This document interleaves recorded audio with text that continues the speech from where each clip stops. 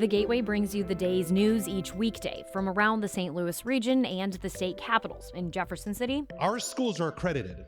We don't need this bill. And Springfield. How many more years must pass before lawmakers see time is of the essence? I'm Abby Larico. Join me each weekday for The Gateway on the STLPR app or wherever you get podcasts.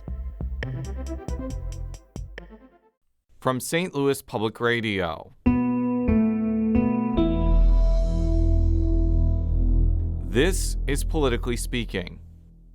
West St. Louis County has been a Republican stronghold for generations, but Democrats have been making inroads, especially since Donald Trump emerged on the presidential scene. One of the people who has benefited from this Democratic shift is State Representative Jaclyn Zimmermann. And the Manchester Democrat joins us on the next episode of Politically Speaking to talk about her party's chances in the 2026 elections and her first impressions of life in Jefferson City. Let's hit the music. This is the Politically Speaking podcast, the definitive show about Missouri politics. Let's go back to some of those policies, to that peace and prosperity that we had some 4 to 5 years ago. Everywhere is Democrat country once this Democrat's been there. There are a lot of things in Washington that are very bipartisan, including some bills that I've already gotten passed. And I think it works best when you can see both sides, but you have to pick one, and I firmly align with the Republicans. But certainly, I think if she's running against one of the crazy dudes, certainly it's going to be a lot easier. But I'll take wisdom in age and a few missteps in oral over somebody who has no substance. I believe that you represent the party's values and you move forward, and that's what I have done.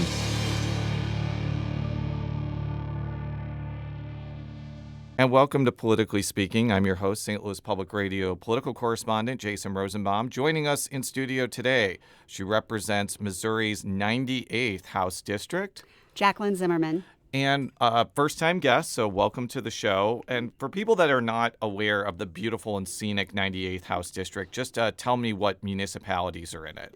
It covers Manchester, Twin Oaks, and Valley Park. And I want to talk a little bit about you. I understand that you are a Steelville native. Is that true? Yes, I grew up in Steelville, Missouri. My parents grew up there. My grandparents grew up there. So I lived there my whole life until I left for college. Okay, I have a big question. Have you ever been to Dillard Mill State Park? Yes, I have been to Dillard Mill State Park. I went during the pandemic, and I know this is going to sound really strange, but sometimes I close my eyes and I imagine like a wide open field where I am the only person in it. That's what it felt like to be at Dillard Mill. Like, it is like the most beautiful scenery within your imagination, basically. Mm-hmm. So I'm not sure if you felt that way. You probably just saw like a pond and an old mill, but I think it is one of the best state parks in the state. It is very beautiful. It is a beautiful area. I actually have an aunt that lives nearby there. It is beautiful. So I do get the sense of awe that you felt when you were there. There's a lot of beautiful country down in that near Steelville and around that area. So how did you go from being in Steelville, which is a decidedly rural part of the state, to one of the more suburban parts of the state? I sort of journeyed around the state. I went to college at Missouri State, which back when I was there was still Southwest Missouri State. Yes, so they were still really good at women's basketball. They back were. Then. I was there during the Jackie Stiles era. So I went to college down there, and then I decided to go to law school. So I went to Kansas City, and after I got out of law school, my now husband was working in St. Louis, and I found a job clerking for a federal judge, Judge David Nose, after law school.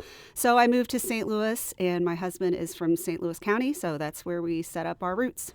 So the 98th House District used to be commonly represented by a Republican until 2019 when Trish Gunby captured the district. Since then, it's been in Democratic hands, but it is still pretty competitive. Tell us what prompted you to run for this seat, which I'm sure you knew getting in. This was not going to be a seat where you could just walk in and expect to win. Yeah, no, I knew it was pretty competitive. It was sort of like a perfect timing issue when I'll admit I was approached to run. Getting into politics wasn't really on my to-do list. Always been very vocal about politics, very opinionated, very involved. But the person who served my district, Deb Lavender, she was termed out, and they were looking for someone to run in that area. And I really feel like it just was, like I said, catching lightning in a bottle. I have the kind of job, I'm an attorney, but I am self-employed. I work for myself, so I was able to kind of have some flexibility there because you have to spend a lot of time in Jefferson City. And I felt like the time was right to step up. I wasn't very necessarily happy with the way Missouri politics were going. I felt with my legal background, I would be an asset in Jefferson City. We don't have a lot of lawyers in the General Assembly. We could always use more. So I sort of just took the leap. Felt like the time was right to step up and do my part, essentially. We got to remember, 2024 was not a great year for Democrats, even in Missouri. Even though, as we'll discuss, Western St. Louis County has become more hospitable for Democrats, but it was not great for a lot of Democratic candidates there. So what were some of the issues that maybe signaled to you that, like, yeah, I have a chance of pulling this off? One of the things that I was surprised that I heard about a lot, and even from a lot of men, which I know they were concerned about the abortion issue and Amendment 3 more than I heard that a lot more than I thought from people on both sides of the aisle. So that was an issue that I think was important to a lot of people. People were also very concerned about schools and school funding. Our public schools in the 98th District are some of the best in the state. We have Valley Park, we've got Parkway, Rockwood, all are in my district. And people want to support those schools. And I think they felt like me and maybe my party were the best opportunity to see those schools supported in the way they needed to be. So I am shamefully from suburban Chicago. So I'm not, depending on who you ask, I'm not a native Missourian, whatever, because I moved here by choice. But my dad was born in St. Louis and raised in Chesterfield. So I am very well aware of the political dynamics of Western St. Louis County. Used to be a super Republican stronghold, and some parts are still very Republican. But as I kind of mentioned, it has become much more hospitable for Democrats, especially since Donald Trump came on the scene. Do you think Trump is the reason why, like, people like you can compete and win in Western St. Louis County, or do you think it's actually kind of a backlash against, like, the state legislature and what they do, or maybe a combination of both? I think it's probably a combination of both. I think the Trump era that we're in right now has sort of opened some people's eyes to what's going on that may otherwise not have been paying attention, because it's just so in your face, the stuff that's going on. People that may have been more indifferent to politics and weren't paying attention have sort of been more aware of some of the things that are going on. And then I think the continuation of that is paying attention to what's actually happening in Jefferson City. A lot of people don't pay attention to their state politicians, don't know who their representatives or senators are. And I think they're starting to pay a little bit more attention because they're seeing, that the voters' will was sort of completely ignored the last session. And I think a lot of that has sort of opened some people's eyes of what's really going on. Well, let's talk about your first legislative session. You are about to finish your first year as a member of the Missouri House. Congratulations. I hope your sanity is still intact. A little bit. What was the experience like for you as somebody who probably paid attention to Missouri politics, but until like last year was not expected to be a participant in it? I will say there was a lot of it that was shocking, sort of the process of how everything gets done. They always say, when you see how laws get made, I don't remember what the old adage is, something about making sausage. You never want to see how it gets made. Yes. And sausage is good, but like you definitely don't want to see it get made, but continue. Yeah, I kind of feel like that was how it was there. How much control the Speaker of the House has over everything that gets done. I mean, nothing gets done without his okay. So how much power is sort of seated in one person was a little bit surprising to me.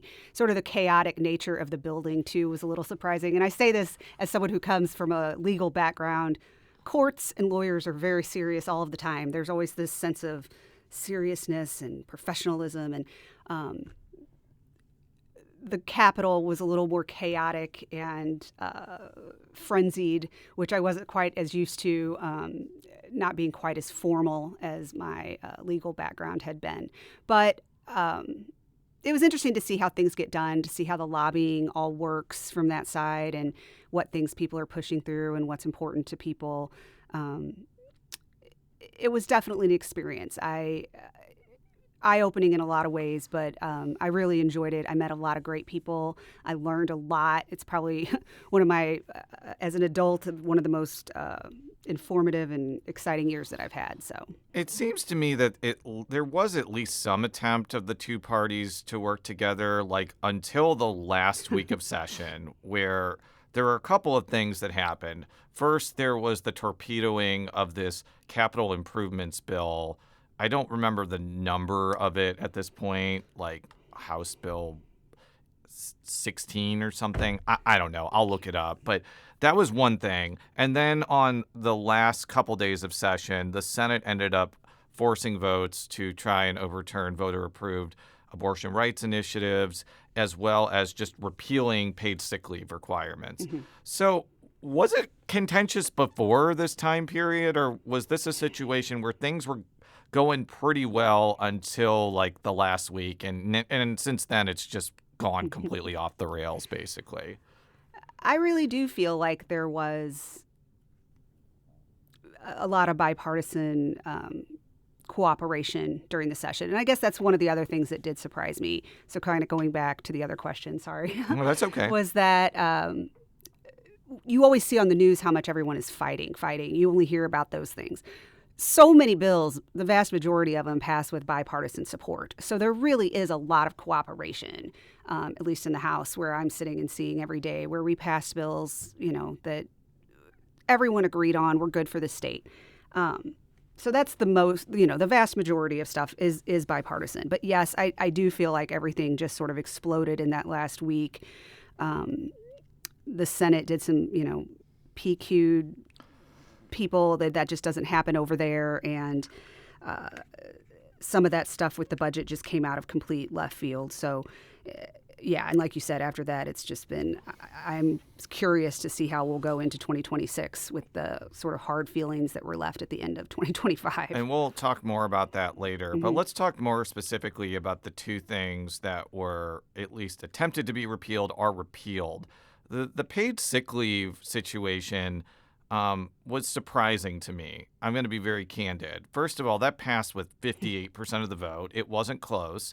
They were not hiding the fact that there was paid sick leave on it. It was one of the reasons, why they felt it would pass so much. But I think, the surprising thing for me on this was the proponents of this could just circulate a constitutional amendment. And then if that passes, which I assume it would because it passed 2 years ago or a year ago, the legislature won't be able to overturn it. Do you think that was a strategic misstep by Republicans to do this, given that possibility? Yeah, probably so, because I think this has upset a lot of people. I was surprised as well how adamant they were to overturn that. It's obviously popular with workers in Missouri to have paid sick leave. Everybody who seemed to support repealing it, I always heard, that it was hurting business owners, or they'd heard from business owners. I was just concerned that nobody was talking about hearing from the actual employees and workers who would benefit from paid sick leave. So, yeah, that comes with they should be concerned that it will be put back out there as a constitutional amendment. On the abortion measure, and when I say abortion measure, what they put on the ballot next year is a plan to basically repeal almost all of Amendment 3 from 2024. There are limited exceptions for up to 12 weeks of if you're a victim of rape or incest, life of the mother, fatal fetal abnormalities.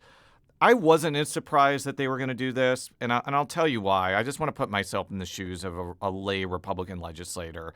If you're running for office in a super Republican district, one of the things you're going to be asked is, do you support abortion rights? And I would say 99% of them are going to say, no, I think it's immoral, I think it's wrong, and I'm going to try to fight for, I'm just using their phrase, the unborn or whatever. So I'm not really surprised there was a counterattack to Amendment 3 from 2024 with Amendment 3 from 2026. Was that your impression too? I agree. I wasn't surprised at that either. I don't feel like, unfortunately, I don't feel like this is an issue where this fight is ever going to stop anytime soon. We're not going to stop fighting for abortion rights, and I don't think that Republicans are going to give up either, obviously, based on what happened this year. It's unfortunate because I feel like no one ever knows exactly what their rights are. We're kind of living in a chaotic period where it's a right, now it's not a right, now it's a right, and that's going to be, it's not good for citizens to constantly be living in this sort of chaotic upheaval with what their rights are, and unfortunately that's where we're at right now. Let me rip the Band-Aid off and let's talk about the redistricting special session. When you heard that you were going back into session for the second special session to do redistricting, what was your general thought about how this was going to go and the fact that you had to do this in the middle of the decade? I was shocked when they actually called a special session. I mean, there'd been rumblings about it for weeks before it actually happened. And maybe it's just, I really thought when it came down to it, Governor Kehoe would understand how unpopular that was going to be, and even if it wasn't unpopular, how much of just a power grab it appeared. To me, the visuals of it were just, the optics of it were not good from any side, I wouldn't think. But we did it, and it seemed like we just rammed that through. I mean, he called a special session. We were back in a week, just ramming through a map that nobody could really explain to us where it came from, who drew it. We found out later they'd been actually in direct communication with the president's office. So it was just I felt like it was completely something they were doing on behalf of the president's office to earn favor and was not in any way paying attention to what the people of Missouri actually wanted, which I just think is kind of sad. Speaking of paying attention, do you think many of your colleagues knew the map could be placed up for a referendum? I know you can't peer into their minds, but I got a sense from talking with a couple of them that they did not know that was a possibility coming in. I honestly don't know. I never discussed any of that with any of my colleagues. I do know even some of them on the other side of the aisle, even though they voted for it, didn't necessarily agree with it. But I don't know if they knew that the referendum was a policy. I never discussed that with anyone. Yeah, and I'll be honest with you, I didn't realize it was a possibility until we were going into the second week of the special session. And I looked at the amount of Republicans there were in the House, and I was like, wait a second, there's not enough votes for an emergency clause on this. And I think that the thing that's really important to point out here is if they get enough signatures and this federal lawsuit that Attorney General Hanaway is trying to do to prevent the referendum from happening fails, this map can basically not go into effect in 2026. And that's where I was like, whoever planned this out in D.C. really didn't think this through very hard because, this is not going to benefit the Republicans at all in 2026. So that's more of a statement than a question, but feel free to riff off it if you want to. Yeah, I agree. I think there's too many questions, like you said, too many lawsuits. There's too much going on that this is going to be something that's going to be in effect in less than a year by the time we have next November's elections. Obviously, this was rushed. I mean, this couldn't have gone quicker, I don't think, than them giving us a map, rushing everybody to Jeff City for a special session, and putting this all together. I think by the time this gets tied up in lawsuits and referendum, I don't think it will be a possibility in 2026, but we don't know for sure. And even if the referendum stuff falters, there's still a chance the Missouri Supreme Court could say you can't do mid-decade redistricting, and that's it. And then the map dissolves into the ether. One thing, though, I do want to ask about next session. So it is hypothetically possible for the legislature to move the referendum date from November to, say, April or something. You would still be past the filing deadline, so you'd probably have to attach something to move the filing deadline to. Frankly, though, I think that would be a terrible move politically if you only had one thing on an April ballot I think it guarantees the map will be voted down. And I think if it's on in November, I think it's kind of a 50-50 proposition. Has anybody told you that's a possibility at all? Or do you think that they're just going to see how their signature stuff goes, and if it gets enough, they're just going to have it in November at this point? I heard some rumors a while back that it might go on in April, but like you said, I think that'll bring out people that are passionate about it, about the BAPS not passing, if there's just that one thing on the April ballot. And I think it just looks even more, well, I've always thought, like I said, the optics of it look really bad. To me, it just looks like a power grab. I think that looks even worse. You're just trying to rush it through even more to get it just sort of pushed through so they can obtain another seat in November. We'll be right back after this quick break with State Representative Jaclyn Zimmermann. If you have a smart speaker, you have access to the entire world of NPR and St. Louis Public Radio. All the latest news and all the captivating stories. Activate our voices with yours by telling your smart speaker to play St. Louis Public Radio. And we're back on Politically Speaking with State Representative Jaclyn Zimmermann. She is a Democrat from Manchester, and she represents the 98th House District. There was another thing at that special session that I'd like to talk about, and that is a measure that would basically make it nearly impossible for an initiative petition that tries to amend the Constitution to pass. You would need 8 out of 8 congressional districts and a majority vote. I think, I've seen a lot of proposals to try and make it harder to amend the Constitution. So everything from, raising the threshold to 57%, raising the threshold to 60%, 5 out of 8 congressional districts. You can quibble with the idea of that or the substance of that, but there are other states that have a higher threshold than just 50% plus 1. So I kind of understand that. This seems like, and I don't mean this pejoratively, the most draconian dismantling of the IP process that I have seen. And I was really surprised it passed. Were you also surprised it passed, given just how high the bar would be to pass something under this measure? I wasn't surprised that it passed. I figured if we were hearing it, it was going to pass. That was sort of my opinion. They had the votes. There were some Republicans that were not supportive of it, but I wasn't surprised that it passed.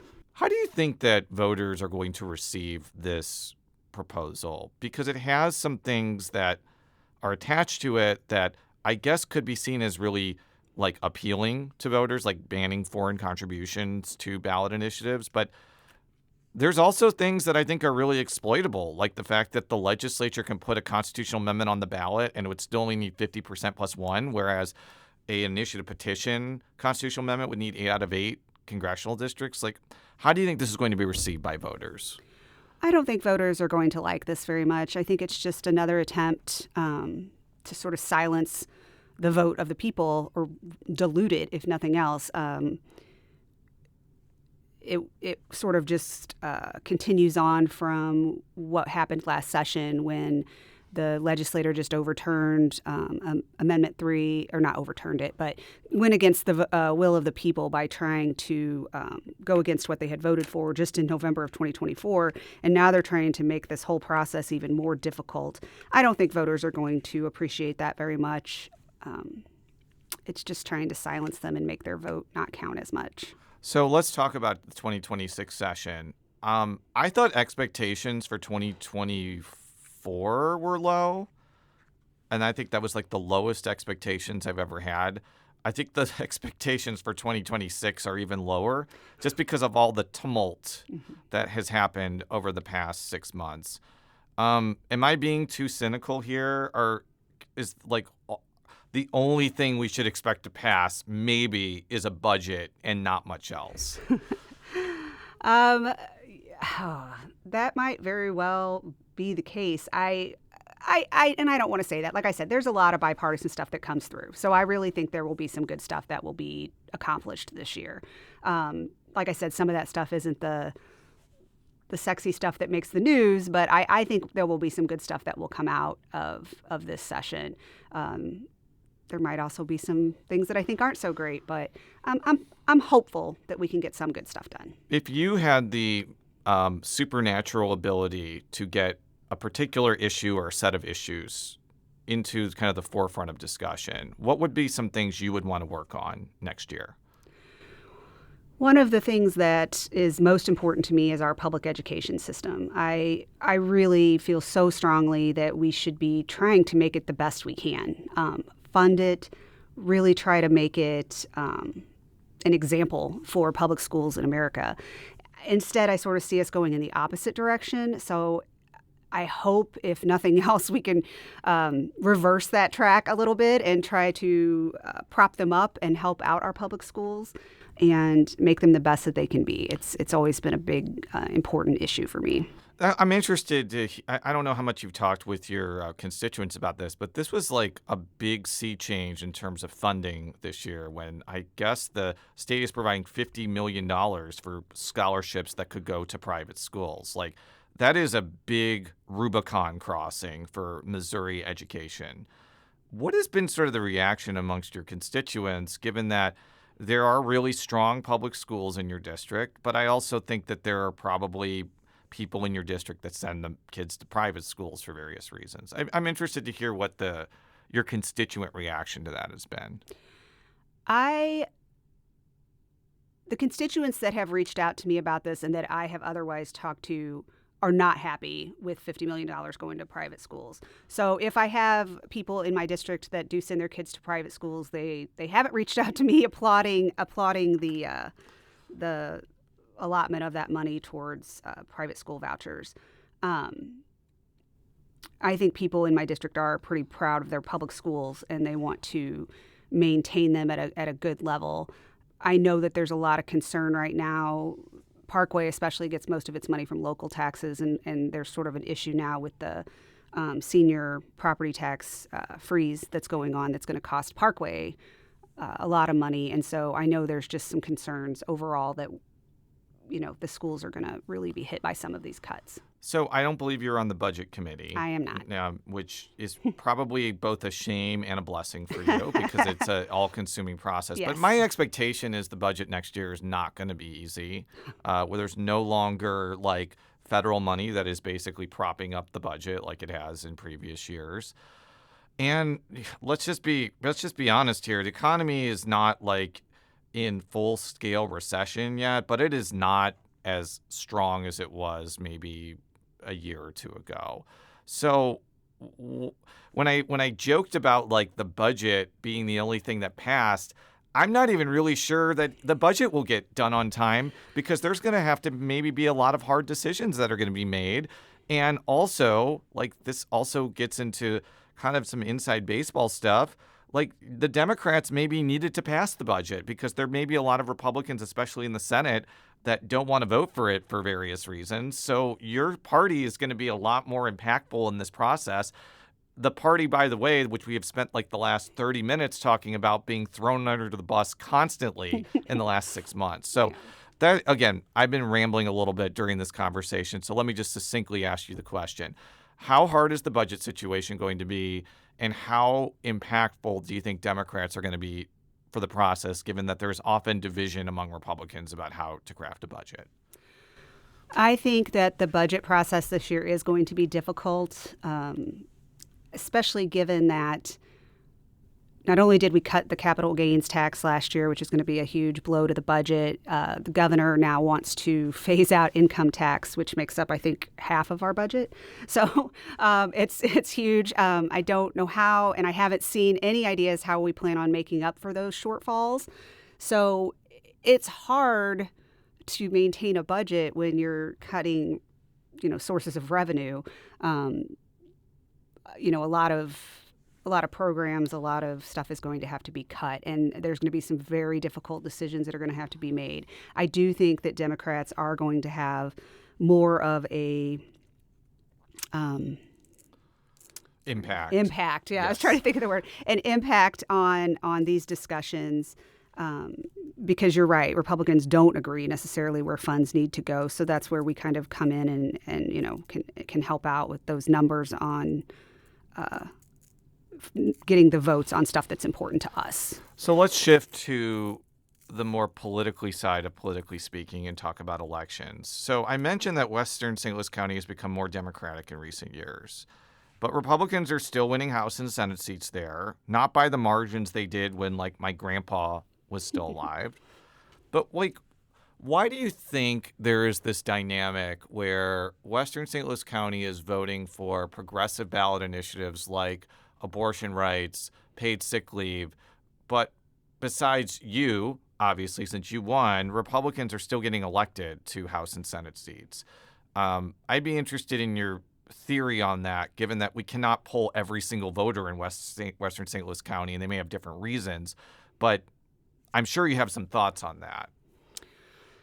I think, unfortunately, a lot of times people don't pay as much attention to state politics as they should. I always tell people that state politics probably affect more of your day-to-day life than the federal stuff does. They just don't see about as much of it on the news to necessarily know what their representative is voting for. They do, and this sort of happens all over Missouri, though. People will vote for progressive, policies on the ballot and then vote for Republicans. And I just think we need to do a better job getting the message out there, how these votes are going. And I think that would help maybe turn some of this, turn the tide a little bit on that. So we just to sum up for our listeners, what is going to be on the ballot, specifically like in not only in Western St. Louis County, but the entire state? We're going to have a measure to try to repeal the abortion rights amendment, which, by the way, it wouldn't have passed without Republicans. If you look at the amount of people who voted for Amendment 3 and the amount of people who voted for Kamala Harris, I think there were about 200,000 Trump voters who voted for it.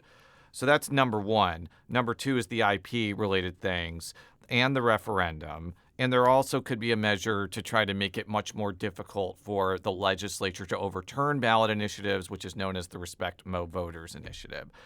And we'll talk about this in a second. There also could be a really competitive congressional race in the 2nd District, too. What do you think this is going to do to turnout in 2026? It seems like all those things could hypercharge Democratic turnout if there is enough organizational support to bring the voters there. What's your thought about that? I think those issues will bring a high turnout to next November's election, especially given, I guess, just the state of politics nationally. I think people are paying a little bit more attention.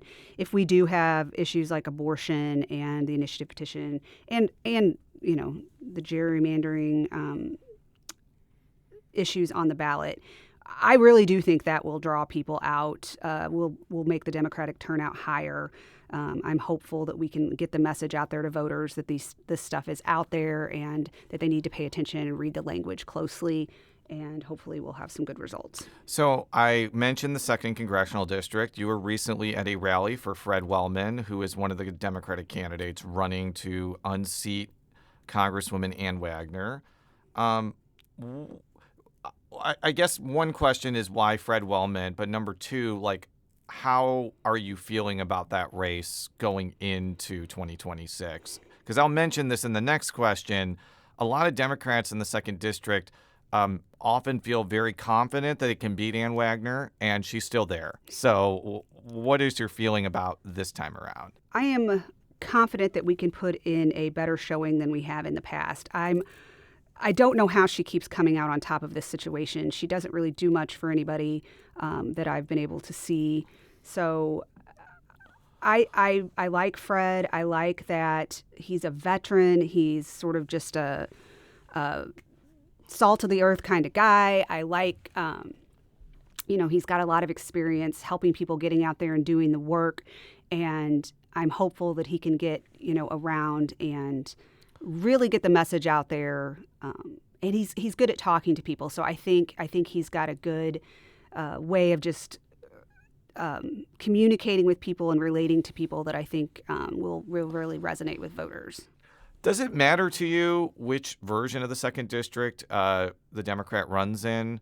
I would say that the new version, which includes very small counties like Washington Gasconade in your home base of Crawford, and the old one doesn't have those, but it still has Franklin and St. Charles and Warren counties. Does it matter which district that ends up being run in? I see the differences as not insignificant, but not super significant. You're probably right. When you look at those numbers and what rural counties we gained and lost in this map, I guess, in CD2, it's probably a negligible difference. I feel like, and this is just me I feel like it feels geographically different in a way where I'm like, people in Gasconade County, how can they be represented by, the same person as me up in St. Louis County, West St. Louis County? It just seems, obviously that's crazy and that's how the maps are all over. It's just from a geographical and needs of the community, it just seems a little crazy. But I think probably from a voter standpoint or how it's going to turn out, you're probably right. It's probably a negligible difference, but we'll have to see. Mm-hmm. What do you think would be a successful election cycle for Democrats in Missouri? Obviously, if Ann Wagner gets ousted, I think that is successful. Like, no question about it. But is it also defeating some of these ballot initiatives and also gaining some House seats in, let's say, St. Louis County, suburban Kansas City, maybe even Springfield and elsewhere? Is that basically success for Democrats, given that there's only one statewide election, it's state auditor, and I think even if there is a strong Democratic challenger, I think Scott Fitzpatrick is probably favored in that race. So what's sort of your thought process about what a successful 2026 would be? Yeah, I think a successful 2026 would be definitely picking up some House seats, which I think is very doable. I'm sort of on the edge of, I always say I'm the last blue seat before it just turns red, but you go beyond my district and the wins there are negligible for, Republicans. So I think we can creep out into West County a little bit more and pick up some seats. I think, getting out there and doing the work and having the good candidates out there will make that possible for us. I think, and I think there's some seats to be picked up in Kansas City and possibly Springfield as well. That will help us out a lot. We will have a lot more say in Jefferson City. Our votes will matter. They can't just ignore our thoughts and opinions on things that pass in the House. So I think that is the best case scenario, and I think it's doable. I am hopeful that is going to be the outcome. Well, Representative, thank you so much for joining us. I believe you told me beforehand this was your first podcast ever, and I thought you did a fantastic job. So thank you for joining us today. Thank you for having me today. I appreciate it. For all of our stories, you can go to STLPR.org.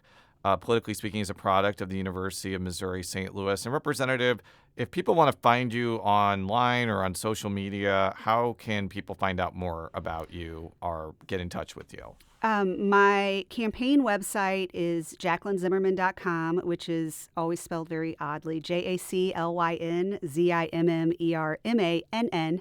I'm also on Facebook under Jaclyn Zimmermann and Instagram as well.